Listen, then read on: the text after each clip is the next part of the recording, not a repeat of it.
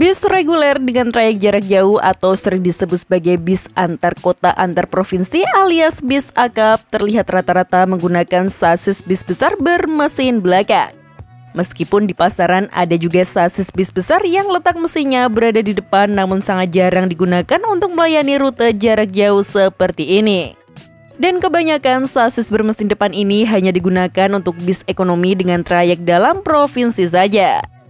Hingga akhirnya ada banyak merek pabrikan kendaraan yang menawarkan sasis tipe bermesin belakang di negara kita. Pilihannya juga sangat lengkap mulai dari level bawah atau yang ekonomis. Lalu level menengah hingga level atas sekelas sasis premium triple axle juga ada.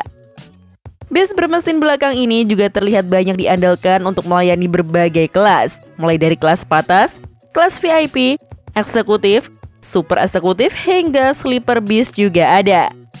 Lalu kira-kira mengapa bis akap lebih banyak menggunakan sasis bermesin belakang sebagai pelayanan armadanya ya? Mari kita bahas di video kali ini.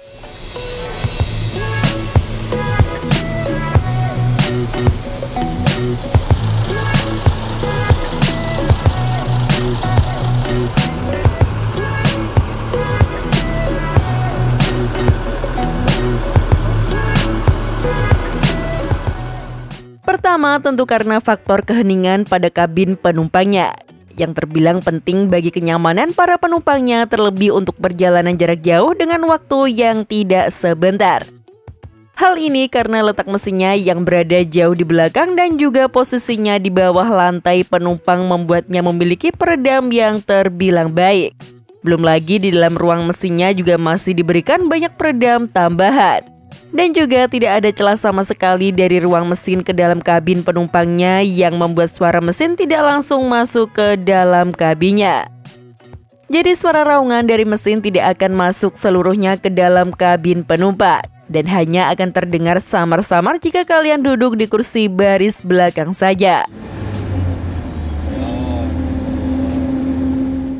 Faktor keheningan inilah yang membuatnya difavoritkan untuk melayani perjalanan jarak jauh.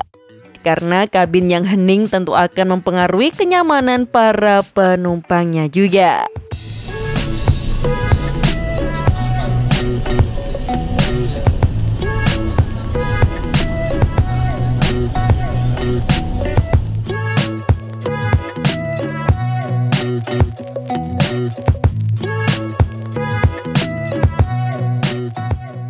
Kedua, karena sasis bis yang menggunakan mesin belakang relatif lebih mudah untuk diperiksa maupun diperbaiki ketika terjadi trouble di jalan. Karena akses ke ruang mesinnya sepenuhnya berada di luar kabin penumpang dan rata-rata memiliki akses yang lebar dan luas. Proses pemeriksaan atau perbaikan komponen mesin dapat melalui kap mesin belakang yang berukuran besar dan dapat dibuka dengan lebar. Jika ingin mengakses dari sisi sampingnya juga masih bisa melalui panel kisi-kisi samping yang dapat dibuka juga.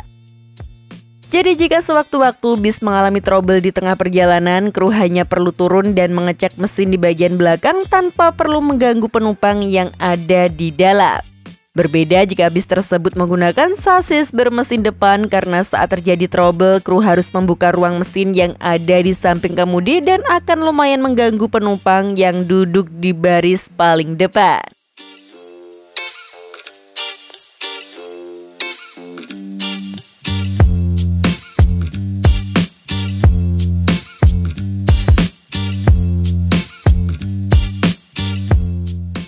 Selain itu, bis bermesin belakang juga rata-rata memiliki suspensi yang lebih empuk dibanding bis bermesin depan. Yang tentunya bantingan suspensi juga menjadi faktor penting bagi bis akap agar penumpang tetap merasa nyaman saat bepergian jarak jauh. Bis bermesin belakang sendiri memiliki banyak pilihan dengan spesifikasi suspensi yang beragam.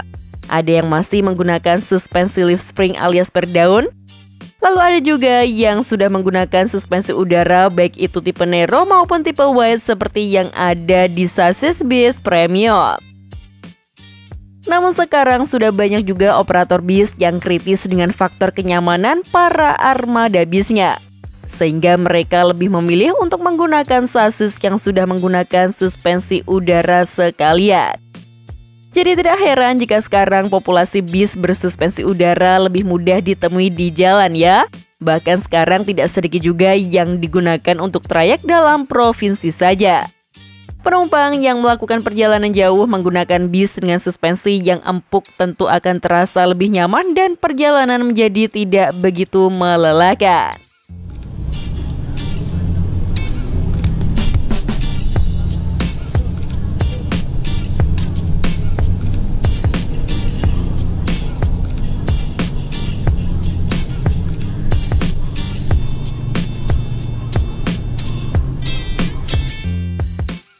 Terakhir bisa juga karena faktor efisiensi bahan bakar.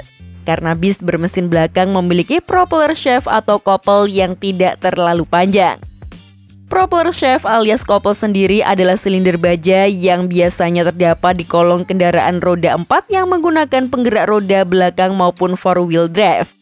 Komponen ini berfungsi untuk meneruskan atau memindahkan tenaga putar dari transmisi menuju gardan untuk selanjutnya diteruskan ke roda.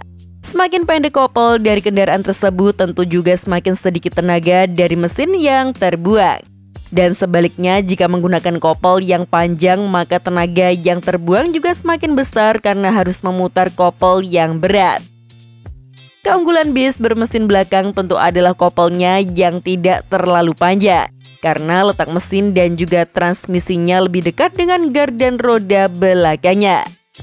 Jika tenaganya tidak banyak terbuang untuk memutar kopel yang berat, maka akan berimbas juga ke konsumsi bahan bakar bis tersebut yang menjadi sedikit lebih efisien atau irit. Kopel yang tidak terlalu panjang juga cocok untuk bis jarak jauh yang mayoritas sudah melewati jalan bebas hambatan dengan kecepatan yang konstan.